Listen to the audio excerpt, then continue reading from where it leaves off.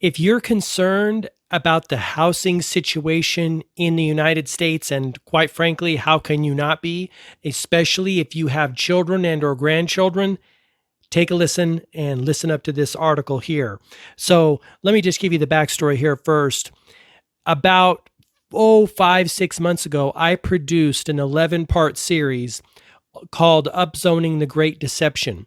If you're not familiar with what upzoning is, that is the process by which cities or states increase the allowable use for land in their jurisdiction. And the reason they do this, despite the propaganda that they tell people, the reason they do that is to generate revenue, right? To generate tax revenue from the citizens.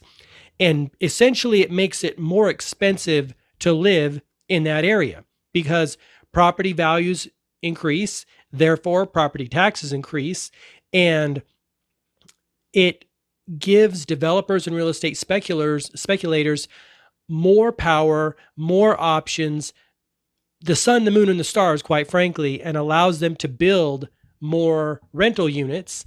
Therefore, they capture more of the housing market, and it basically creates permanent renters in the United States and makes a renter nation. Therefore, that's why I say if you have children or grandchildren, pay attention to what is going on in your city or state, because this is total bullshit. So I'll link that series down below. Remember, it's an 11-part series on my YouTube channel called Upzoning the Great Deception, and it dives in deep. If you don't have time to watch all 11, and I get it, the 11th episode is where I share 10 takeaways from all the other articles. I looked at a bunch of articles, a bunch of studies from around the country, and shine the light of awareness on that because it's a major problem, right? Housing costs are outpacing wages by far. It's one of the biggest problems facing America, and so that's why I chose to focus on this. But I want to read this article to you here because even though it's talking about what's happening in California, the game plan is the same. See, it's total bullshit. Governments work with corporations and or special interests, in this case, national builders, right? And financiers, bankers, to pull this off. And this, again, is a rich man's trick. My prior video in the Hot Topic series, in the comments series, is talking about how everything is a rich man's trick. And if you are not aware of it, you are putting yourself in harm's way, literally and figuratively. So check that video out. It's in the comments series. Let's get into this. LivableCalifornia.org, this fantastic website talking about what's happening here in the housing market in the United States, specifically in California, but also these things play out across the nation. Behind the false housing narrative. Some California legislators are now quoting a false housing narrative that was created by big money special interests for their self-enrichment. One-size-fits-all statewide legislation has been proposed that imposes the plan of these big money special interests on the whole state of California, often focused on the southern western coast from the Bay Area to the southern border. The goal appears to give private developers carte blanche, by right, authority over all California land use, taking away authority from all cities, counties, and citizens. That's where it gets interesting, my friends. In my city, which passed an upzone, unfortunately. Let's break it down and tell you a little history of upzoning. Austin passed the upzone. It was called Code Next. Residents saw what it did to their city after a few years, destroys the neighborhood, it allows incongruent housing projects and development to be put into neighborhoods. It destroys the character and quality of the neighborhood and introduces a lot of bullshit. They put up a class action lawsuit and they got it stopped. That's Code Next in Austin. So it went up for a few years. Residents and citizens put up a class action lawsuit and got it stopped. Atlanta tried to do an upzone, and the residents stopped it, fortunately, before it was done. Remember, the whole goal is to generate revenue for city governments and also generate revenue for real estate developers and or bankers. Residents, citizens are what's the word I use mark. Like, they're the mark. They're the stooge. They're the fool. They're the ones that get taken to the cleaners because they end up having to pay more for their housing.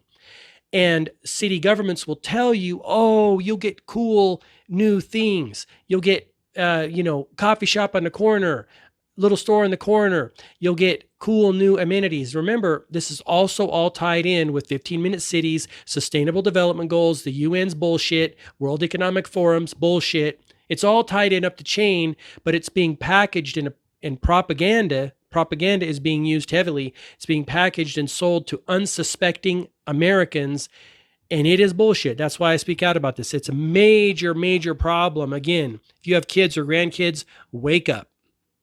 They are doing it under the cover of a fear-based PR campaign about a crisis. This campaign is characterized by constant use of half-truths and lies. Remember, we expose the lies and deception that is happening in our world so that we don't have to further enslave ourselves financially in what's going on, right? This campaign has been so successful that its themes are now echoed daily by most legislators in the Sacramento echo chamber, and even the governor and the press echo their rhetoric. They're all in on it. That's why I really encourage people, watch your leaders like a hawk. Question them relentlessly, right?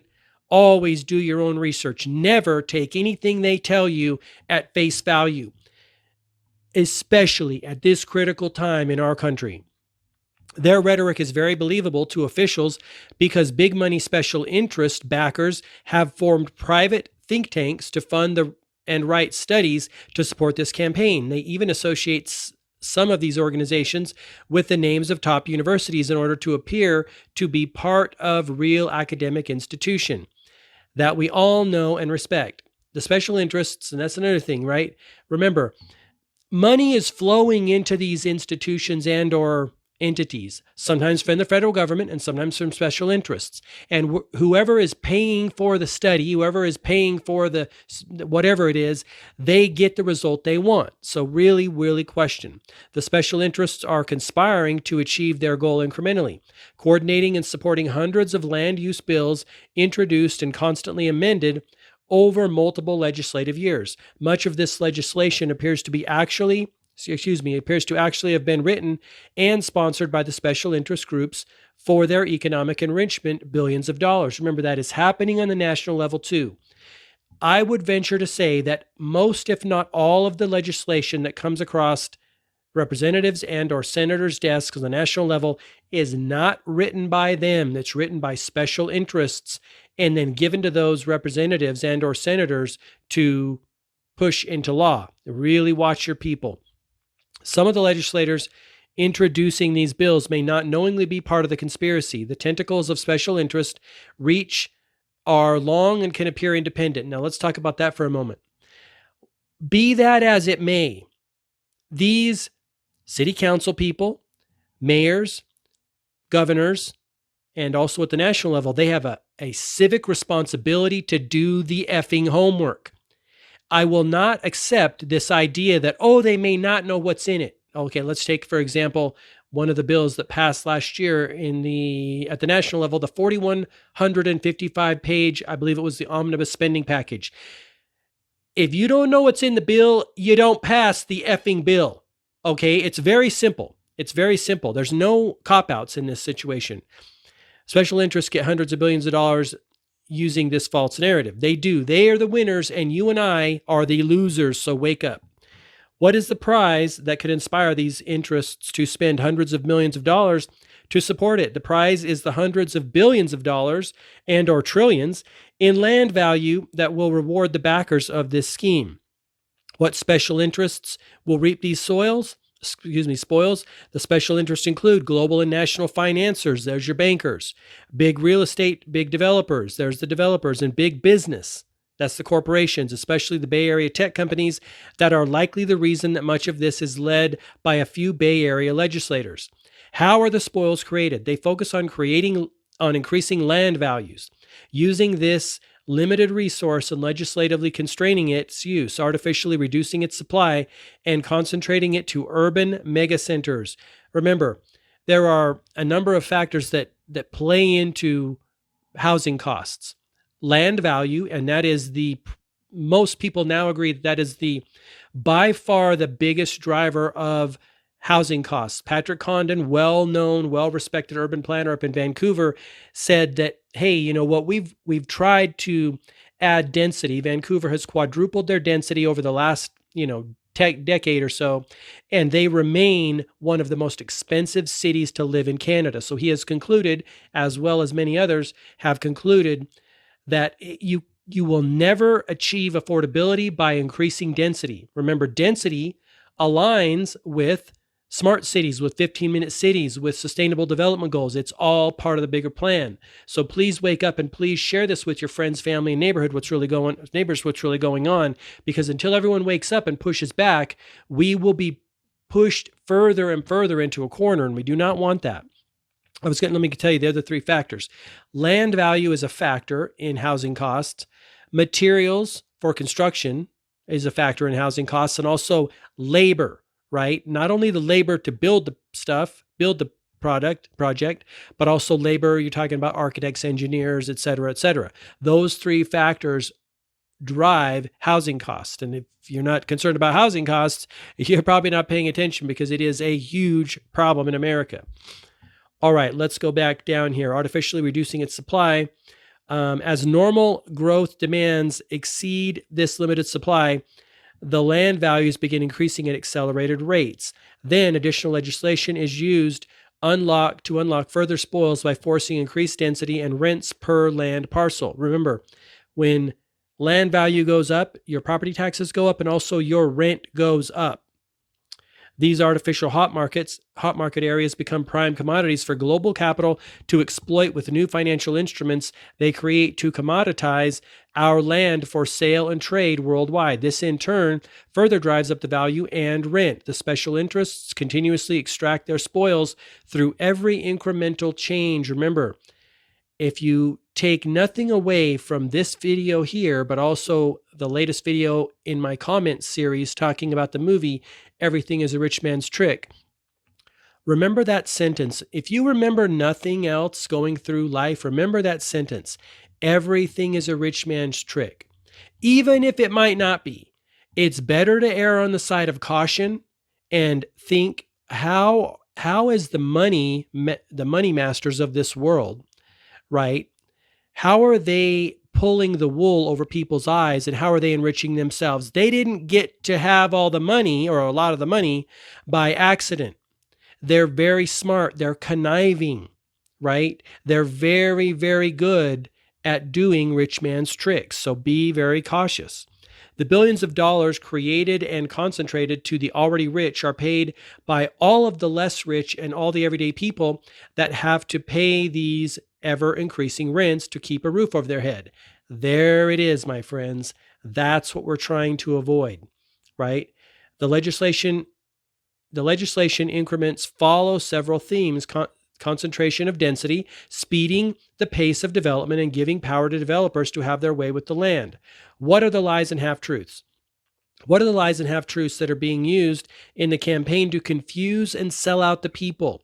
These half-truths often start with basic economics, claiming it's all supply and demand, saying if we just increase supply, the rents will drop. But as we've learned, remember, Vancouver increased their density, quadrupled it, and the rents and property values did not drop, they went up.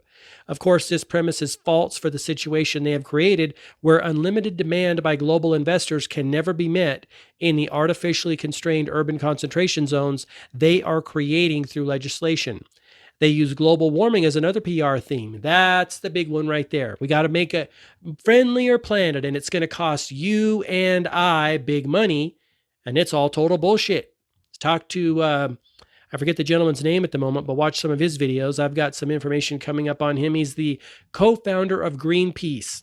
And he left Greenpeace because it was hijacked by political figures in an effort to extract and extort money from people. They're using it for their financial gains, claiming their urban concentration plan will save the planet and trying to guilt us all into accepting the higher rents and loss of livability as our contribution to saving the planet, all while they fly private jets all around the world, and while they build mega mansions all around the world that are certainly not sustainable, right? Using material and resources that are not sustainable, using energy that is not sustainable. They're total hypocrites. And until every man, woman, and child on earth wakes up to it, we're going to continue to be at the mercy of these assholes. Tied to this theme is the transit-oriented development, or TOD rhetoric. They claim that concentrating development along transit corridors will force people out of their cars and help save the planet. What they don't tell you is that transit use is limited. The rich in a few locations use it for trips to work, but it is primarily used by lower income transit dependent people. Concentrating unaffordable new construction along transit corridors gentrifies out the lower income people and undermines the transit system itself. But this theme further allows hyper-local concentration and creates localized hot markets for the special interests to exploit. Remember, when gentrification happens, the most affordable housing in any city is gobbled up and turned into more expensive housing. That is what gentrification is. I'm all for beautifying areas, upgrading, updating, making things cool. But when you do that, just realize there is a cost to everything you do. And you are potentially displacing or removing the lowest income property in your city or state. They also exploit race to guilt us and get their way. They point to past racism and financial redlining that disadvantaged low-income communities of color. They claim we need to undo this wrong by opening up all communities to dense apartments to provide opportunity for anyone to live everywhere. Remember, one of the rich man's tricks, these global bankers and financiers, is they say, oh my gosh, we've got to fix this racial inequality historically. Remember, they're very smart and very conniving and cunning. Never take anything they say at face value. They'll use anything they can to twist and turn and paint a picture that benefits them.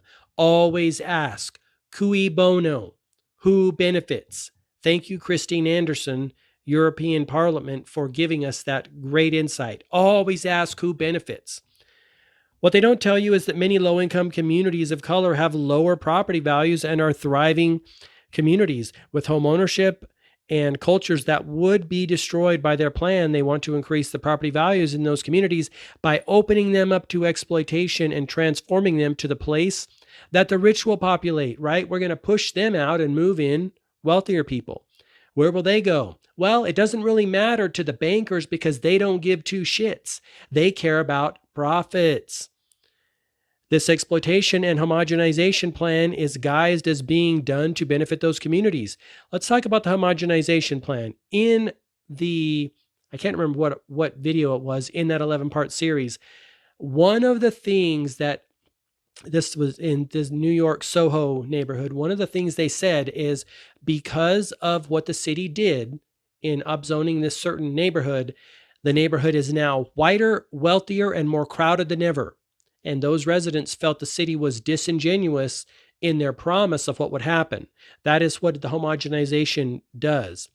You destroy interesting, colorful, cultural diversity of neighborhoods, etc. Because again, those things are gobbled up.